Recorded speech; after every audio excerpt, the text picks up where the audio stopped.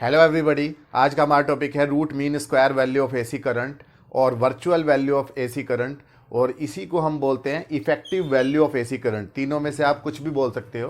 तो आज के टॉपिक में हम इसकी डेरिवेशन भी करेंगे। एक बात आप ये समझिए कि आपके घर में जो एसी करंट आता है ट्रांसफार्मर से, बिजली घर से, तो वो अल्टरनेटिंग नेचर का होता है।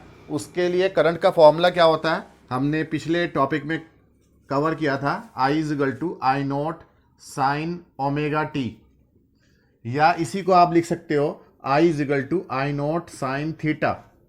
जहाँ थीटा क्या होता है, जहाँ करंट प्रोड्यूस होता है वहाँ पर जो कोयल रोटेट करती है वो कितना एंगल बना रही है मैग्नेटिक फील्ड के साथ में, वो थीटा होता है।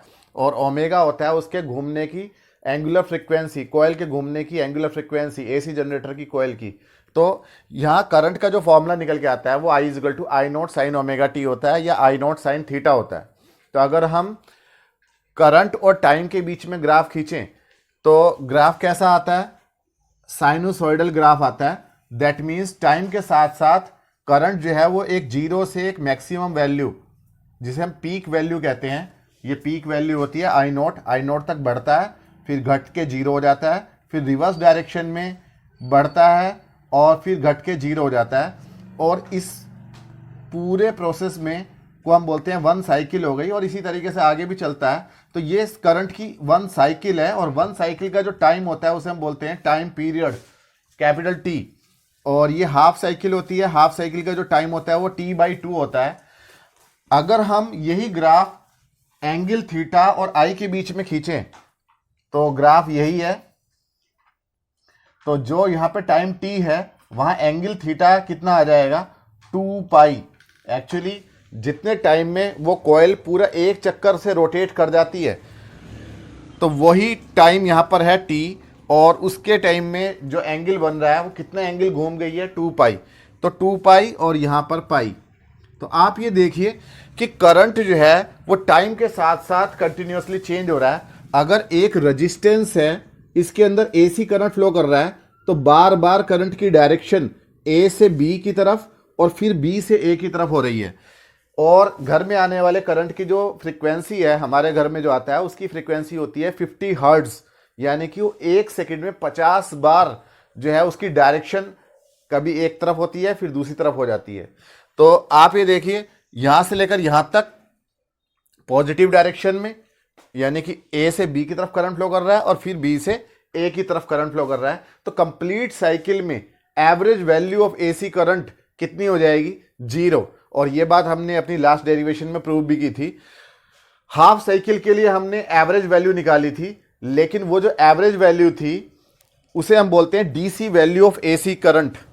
अगर सिर्फ हाफ साइकिल के लिए निकालें तो वो हमारी आई थी 2I0/π। आज हम देख रहे हैं रूट मीन स्क्वायर वैल्यू।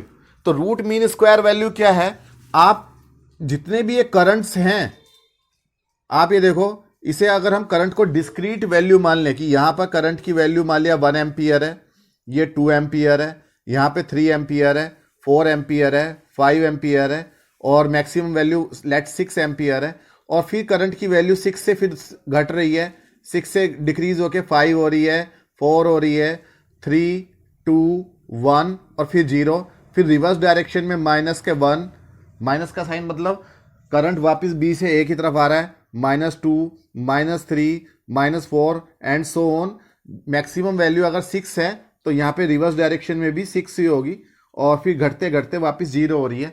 तो अगर हम इसका एवरेज निकालना चाहते हैं तो इस करंट का हम स्क्वायर करके इनका मीन निकाल लें, एवरेज निकाल लें, तो जो पॉजिटिव है करंट और जो नेगेटिव करंट है वो एक दूसरे को कैंसिल आउट नहीं करेंगे। तो जो IRMS है, रूट मीन स्क्वायर वैल्यू है करंट की, वो एक्चुअली क्या होता है कि करंट को आप स्क्वायर कर लो, किस इंस्टेंट पे कितना करंट है, इतने टाइम पर इतना करंट है, इतने टाइम पे इतना करंट है। कंटिन्यूसली आप सारे के सारे करंट्स का स्क्वायर कर लो, स्क्वायर करके आप उनका सम कर लो। सम कर लिया, सम करने के बाद में आप उसका क्या कर रहे हो, एवरेज ले रहे हो, यानी कि उसके नंबर ऑफ करंट से आप डिवाइड कर रहे हो, कितने टर्म्स आपने लिए हैं, 1 2 3 4 5 6 7 8 9 10 11 12, तो इस तरीके से उसके नंबर से आपने क्या कर दिया, डिवाइड कर दिया। और क्योंकि आपने करंट का स्क्वायर किया था तो इसी का आपको क्या करना पड़ेगा, रूट भी लेना पड़ेगा। तो इसी को आप बोलते हो root mean square value of current. तो यहां पर अगर आप रूट मीन स्क्वायर वैल्यू देखेंगे तो वो एक डेफिनेट वैल्यू आएगी, इफेक्टिव वैल्यू करंट की आएगी। और तो root mean square value of AC is defined as the value of steady current which produces the same heating effect in a resistance in some time as is produced by AC current in the same time in the same resistance।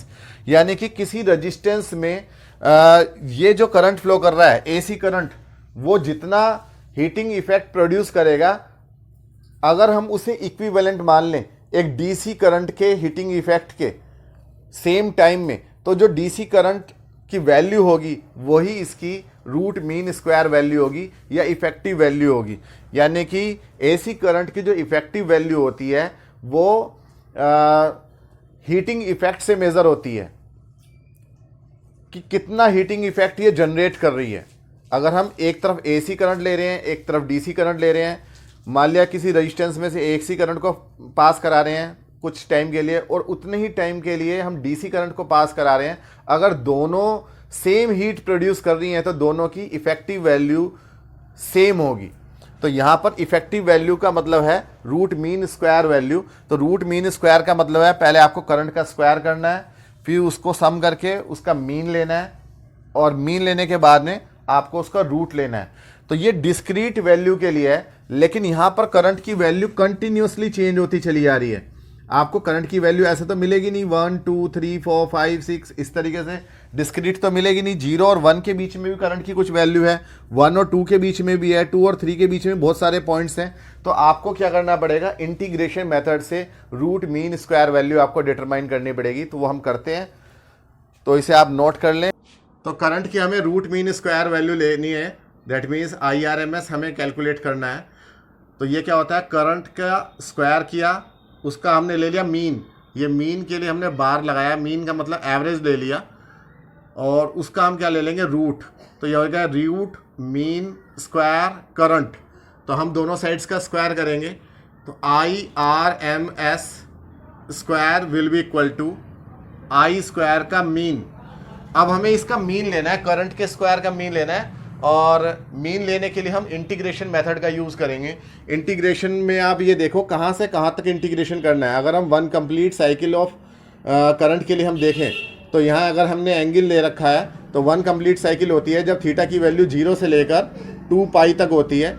तो आप यहाँ integration करेंगे आई के square का, कहाँ से कहाँ तक, 0 से लेकर 2 पाई तक। और किस चीज़ की रेस्पेक्ट में कर रहे हो, थीटा की रेस्पेक्ट में। चाहे तो आप टाइम की रेस्पेक्ट में कर सकते हैं। अगर हम यहाँ dt लिखते हैं तो टाइम की लिमिट्स आएंगी 0 से लेकर कैपिटल T तक, जहाँ कैपिटल T क्या होता है, टाइम पीरियड, ठीक है। तो यहाँ पे हमने एंगल की रेस्पेक्ट में किया है, बात वही है, एक जैसी बात है। तो यहाँ पे हमने डी थीटा लिख लिया है और यहाँ पे लिमिट्स रख लिए हैं 0 से लेकर 2 पाई तक। अपर लिमिट में से लोअर लिमिट को हम माइनस कर देते हैं, तो 2 पाई में से 0 को माइनस किया, 2 पाई आया, और 2 पाई से हम यहाँ डिवाइड कर देंगे, यानी 1/2 पाई रख देंगे। तो ये मीन लेने का तरीका होता है। जिस भी चीज़ का या जिस भी क्वांटिटी का आपको मीन लेना है, वो क्वांटिटी आपने रखी, हमें आई स्क्वायर का मीन लेना था, आई स्क्वायर रखा। किस चीज़ की रेस्पेक्ट में लेना है, यहाँ पे अगर एंगल की रेस्पेक्ट में लेना है तो एंगल रख देंगे, और टाइम की रेस्पेक्ट में लेना है तो टाइम रख देंगे। लोअर लिमिट और अपर लिमिट रखेंगे, अपर लिमिट में से लोअर लिमिट को माइनस करके 1 के अपॉन में रख देंगे। तो यहाँ पर आप देखिए आई की वैल्यू कितनी होती है, आई की वैल्यू होती है I0 साइन थीटा या ओमेगा टी। तो I0 साइन थीटा अगर हम यहाँ रखते हैं तो I0 का स्क्वायर जो है वो कांस्टेंट है विद रिस्पेक्ट टू इंटीग्रेशन, वो बाहर आ जाएगा। तो यहाँ हो जाएगा I0 square upon 2 pi integration from 0 से लेकर 2 pi sine square theta D theta. Sine square theta का इंटीग्रेशन हमें करना है, तो उसके लिए हम इसे कोस टू थीटा के फॉर्मूले में कन्वर्ट कर लेंगे 0 से लेकर 2 पाई तक। आपको पता है कि कोस टू थीटा का फॉर्मूला क्या होता है, 1 माइनस 2 साइन स्क्वायर थीटा, ये कोस टू थीटा का फॉर्मूला होता है। तो साइन स्क्वायर थीटा क्या हो जाएगा, 1 minus cos two theta upon 2। तो ये यहाँ वैल्यू पुट कर देंगे 1 माइनस कोस टू थीटा और अपॉन 2, और इस पूरे का इंटीग्रेशन होगा विद रिस्पेक्ट टू थीटा। तो 2 तो इधर बाहर आ जाएगा, तो ये बाहर हो गया आई नोट का स्क्वायर अपॉन 4 पाई, और इंटीग्रेशन हो गया 1 का इंटीग्रेशन हो गया थीटा की रिस्पेक्ट में थीटा, और कोस टू थीटा का हो गया साइन 2 थीटा और अपॉन 2। ये लिमिट्स आ जाएंगी इसकी 0 से लेकर 2 पाई तक। पहले हम अपर लिमिट पुट करेंगे, फिर लोअर लिमिट पुट करेंगे और सब्ट्रैक्ट कर लेंगे। तो आ जाएगा आई नोट स्क्वायर अपॉन 4 पाई, अपर लिमिट क्या है थीटा की 2 पाई, और साइन 2 थीटा में जब हम रखेंगे तो माइनस साइन 2 थीटा की जगह हम 2 पाई रखेंगे तो 2 पाई, यानी कि साइन टोटल मिला के 4 पाई, साइन 4 पाई अपॉन 2। फिर जब हम लोअर लिमिट को पुट करेंगे तो -0 और minus minus plus sign 0 upon 2। आपको पता है साइन 0 की वैल्यू कितनी होती है 0, और साइन n पाई की वैल्यू कितनी होती है 0। तो यानी कि साइन 4 पाई की वैल्यू भी कितनी हो जाएगी यहाँ पर 0। तो ये तीनों टर्म्स 0 हैं। ये 2 पाई बचा है, यहाँ 4 पाई बचा है। तो आपके पास में आ गया है लेफ्ट हैंड साइड क्या चल रही है IRMS का स्क्वायर। तो IRMS square is equal to I naught square upon 4 pi into 2 pi, pi से पाई कैंसिल, और 2 से जो है वो 2 टाइम्स कैंसिल हो जाएगा। तो हमारे पास में आ जाएगा आई नोट स्क्वायर अपॉन 2। ये IRMS आ गया। IRMS इज इक्वल टू हो जाएगा, जो इधर स्क्वायर है वो इधर रूट में चला जाएगा, आई नोट अपॉन √2, या IRMS is equal to 0.707 I naught. तो ये जो है root mean square value of current है, या इसी को हम बोलते हैं इफेक्टिव वैल्यू ऑफ करंट। तो करंट की इफेक्टिव वैल्यू आ गई है। उम्मीद है कि आपको समझ में आई होगी।